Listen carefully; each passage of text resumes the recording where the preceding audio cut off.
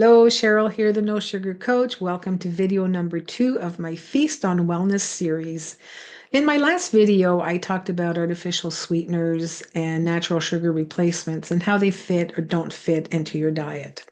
And I also promised to tell you about the low carb success journey of my client, Graham. Of course, Graham is not his real name.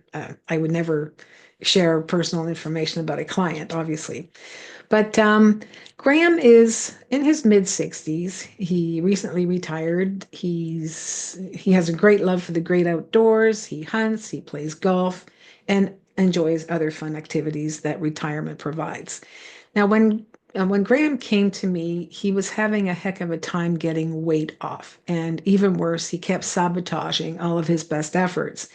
And it was frustrating, and it was demoralizing, and it was emotionally draining and painful for him.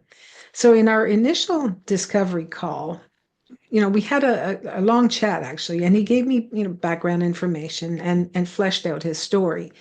And based on what I heard, I introduced the concept of sugar addiction. And the idea of sugar addiction was new to him. So he became kind of curious and he wanted to explore the possibility that maybe he was addicted to sugar, processed foods, and carbs. And could this be what was sabotaging him? So we scheduled a Zoom call and I conducted a 1 hour, a little over an hour comprehensive assessment using the sugar diagnostic tool. Now, sugar is a registered trademark and it stands for Sugar Use General Assessment Recording. And the sugar diagnostic tool is an instrument that was developed in Sweden by Bitten, Jonsson, and Borgedal based on many years of extensive research. And the research indicates and supports that sugar and food addiction is a condition identical to alcohol, narcotics, and drug disorders. Now, the sugar diagnostic tool is used by trained and licensed professionals like me to assess people just like Graham. Now, as it turned out, Graham's assessment indicated pathological use. And what I mean by pathological is that the behaviors around certain foods are compulsively motivated and difficult to control. And that showed up as a lack of self-control and an inability to stop eating certain foods once he started to eat them. So how did Graham take this news? Well, instead of seeing his diagnosis as bad news, he told me that he felt liberated. And once he understood what was happening to him, it made it much easier to work on changing his way of eating because now he knew why he was having problems with food. Now he knew better. And of course, when you know better, you do better. So this new understanding changed his whole approach to losing weight. It was no longer about going on a diet to lose the weight that he'd battled with for so long. Now it was about choosing foods that didn't trigger the uncontrolled eating behavior. Graham had a few health issues that he had for quite a few years. He suffered from debilitating bouts of rheumatoid arthritis. He was also medicated for the usual stuff, including high blood pressure and cholesterol, which is very common these days, especially for people in their 60s. So as we worked together to develop and tweak his diet, I also suggested that he monitor his discomfort from his rheumatoid arthritis. I also suggested that he worked with his doctor to assess and track his blood pressure and cholesterol. Of course, he wanted to know why. And I explained that it's not uncommon for people following a low-carb diet like the one he was now following to see health improvements. And I introduced the possibility that his rheumatoid arthritis could improve.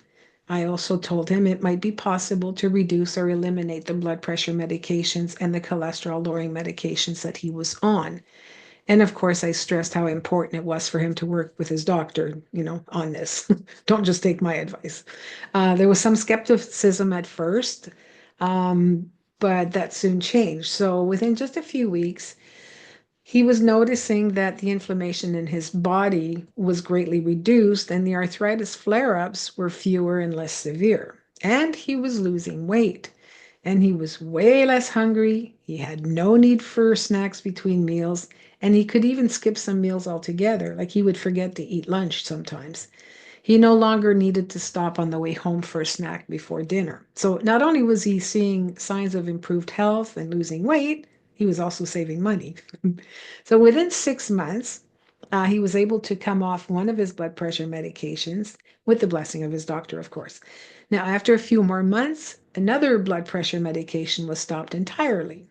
In the meantime, he wasn't having any more arthritis flare-ups, and his cholesterol levels were improving dramatically.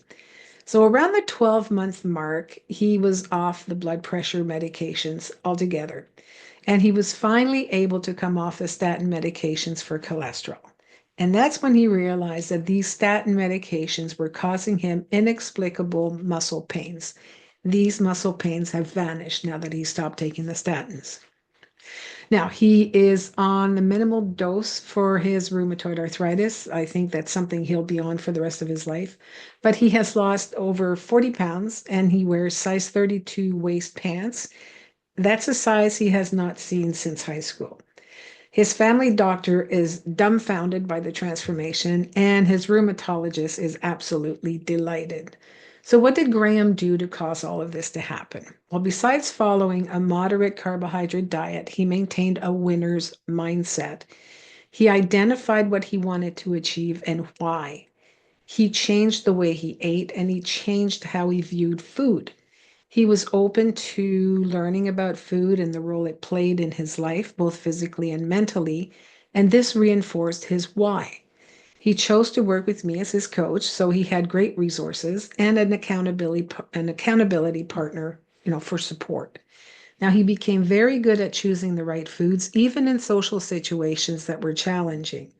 And he practiced making the right choices at every meal, every single day. There were very few cheat meals because he found the adverse effects on his health were just so dramatic.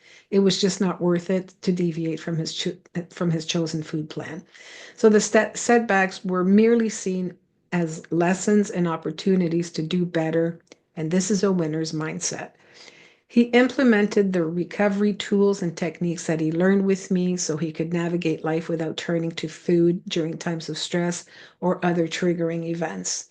Oh, and I will add that Graham has also recently joined a gym where he now works out regularly. So, being consistent with going to the gym and managing his food carefully has really paid off for him. He's paying attention without being obsessive and making small changes along the way. So, these changes have added up to a whole new identity for him. He is now slim, muscular, and in better physical and mental shape than he has been in decades. He still calls me from time to time, and the phone will ring, and I'll know that it's him because he starts the conversation with, "Hey, coach, I have an update for you." And then he tells me of his most recent milestones or some other accomplishment. And I'm always so very excited and happy for him. Now, Graham followed my Feast on Wellness moderate low carb program. We worked together initially for 9 sessions. Then he decided to continue for a little longer. So in total, we had 18 sessions together. He tells me he's grateful for our time together. And of course, I remind him, I remind him that he's the one that did all the work. As for me, I love stories like this. They fuel me. This is why I love to do what I do. And I think the moral of the story is this: losing weight and improving health is within reach. It is very possible, and it just depends on two things. One, doing the work. Two, knowing what work to do. It doesn't have to be difficult and painful because there is a clear path to follow. And the trick is to know where the path is and where it leads and where the hazards are. That's where I help my clients. I show my clients the path and help them avoid the hazards. So as a result, they have fewer false starts, fewer dead ends, fewer setbacks, fewer reasons to quit, and a much greater possibility of success. So that's it for this episode. In my next video, I will discuss the pros and cons of fasting. Who can fast, who shouldn't fast, and why. Until then, eat well, be kind to yourself, and keep a smile on your face. Give me a thumbs up, subscribe to my channel, go visit me at nosugarcoach.com. Until then, bye-bye.